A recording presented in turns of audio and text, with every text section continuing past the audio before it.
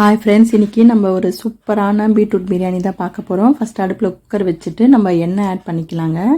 எண்ணெய் சூடான பிறகு சோம்பு சேர்த்துக்கோங்க. சோம்பு நல்லா பொரிஞ்சிட்டே வரும்போது ஏலக்காய் சேர்த்துக்கலாம். நம்ம அது கூட பார்த்திங்கன்னா அந்த அன்னாச்சி மூக்கு சேர்த்துக்கோங்க, பட்டை, லவங்கம் எல்லாத்தையும் சேர்த்துக்கோங்க, பிரிஞ்சி இலை இதெல்லாம் ரொம்ப வாசனையாக இருக்கும். ஸோ இது சேர்த்துட்ட பிறகு நம்ம மீடியம் சைஸ் அளவில் வெங்காயம் நான் கட் பண்ணி வச்சுருக்கேன், ஒன்று. அப்புறம் பச்சை மிளகாய் எடுத்துக்கோங்க, கருவேப்பிலை கொஞ்சமாக எடுத்துக்கோங்க, தக்காளியுமே மீடியம் சைஸ் அளவு எடுத்திருக்கேன், கொஞ்சமாக புதினா எடுத்துக்கோங்க, வாசனைக்கு நல்லாயிருக்கும். ஸோ இதை நம்ம சார்ட் பண்ணிக்கலாம். பீட்ரூட் பொரியலாக செஞ்சால் சில குழந்தைங்க சாப்பிட மாட்டாங்க, அதனால் இந்த மாதிரி செஞ்சு கொடுங்க, நல்லாயிருக்கும். உப்பு சேர்த்துக்கோங்க, சீக்கிரமாக எல்லாமே வதங்கிடும். ஓகே, இப்போ நல்லா வதங்கிட்டே வருது பாருங்கள். இது கூட நம்ம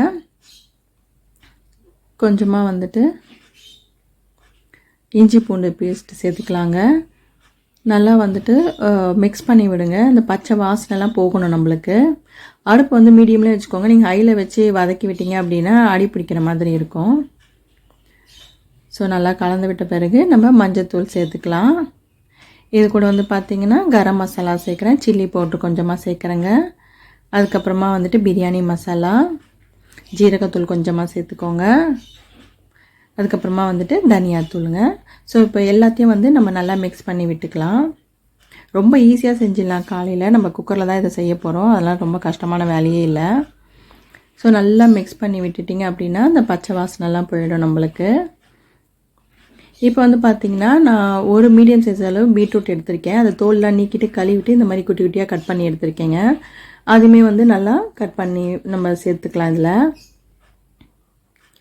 இப்போ பார்த்திங்கன்னா இது கூட நான் கலர் சேர்க்குறேன், உங்களுக்கு வேணா சேர்த்துக்கோங்க, அப்படி இல்லைன்னா வேண்டாங்க. அந்த கேசரி பவுடர் தான் அது.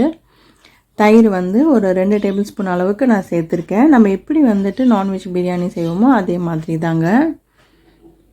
ஸோ நல்லா மிக்ஸ் பண்ணி விட்டுக்கோங்க. அந்த காய் பார்த்திங்கன்னா நம்ம வதக்கும் போதே கொஞ்சம் வெந்துடும் நல்லா. உங்களுக்கே தெரியும் பாருங்கள், நசுக்கி பார்த்தீங்கன்னா நசுங்கிடும். ஸோ அந்த அளவுக்கு நம்ம வதங்கிக்கலாம் அதை. இப்போ பார்த்திங்கன்னா நம்ம தண்ணி ஆட் பண்ணிக்கலாம். நான் பார்த்திங்கன்னா 1 கப்பு அளவு ரைஸ் எடுக்க போகிறேங்க. ஸோ அதுக்கு 1.5 கப்பு அளவு நான் தண்ணி சேர்த்துக்கிறேன். இந்த எக்ஸ்ட்ரா தண்ணி பார்த்திங்கன்னா காய்க்காக சேர்த்துக்கிறேங்க.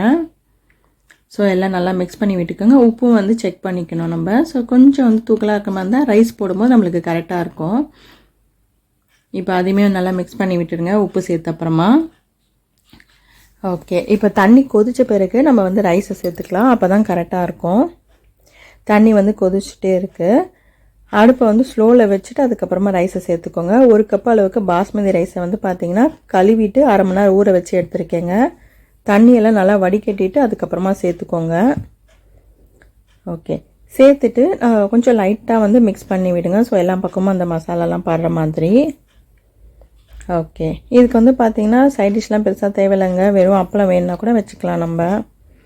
ஓகே, இப்போ பார்த்திங்கன்னா நம்ம மூடி வச்சுட்டு விசில் வந்தப்புறமா ப்ரெஷர்லாம் போன பிறகு நம்ம திறந்து பார்த்துக்கலாங்க.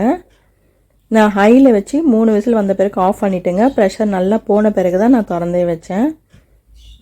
இப்போ பாருங்கள், நல்லா சூப்பராக ரெடியாக இருக்குது பாருங்கள். நல்லா உதிரி உதிரியாகவும் இருக்குது பாருங்கள், எங்கேயுமே அடி கூட பிடிக்கவே இல்லை நம்மளுக்கு. ஓகே, நல்லா சூப்பராக ரெடி ஆகிடுச்சு பாருங்கள். சூப்பரான பீட்ரூட் பிரியாணி ரெடி.